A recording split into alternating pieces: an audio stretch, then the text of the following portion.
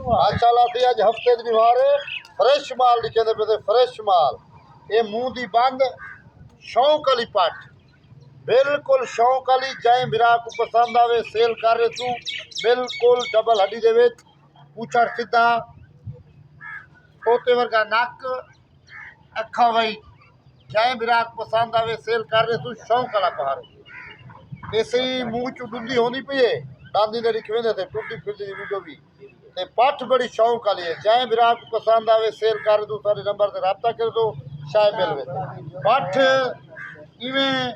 जिवें कोई तोते वर्गा नक होवे ना जरे मोहब्बती बकरे ने किने हुने चले बहुत शौक वाली पठ है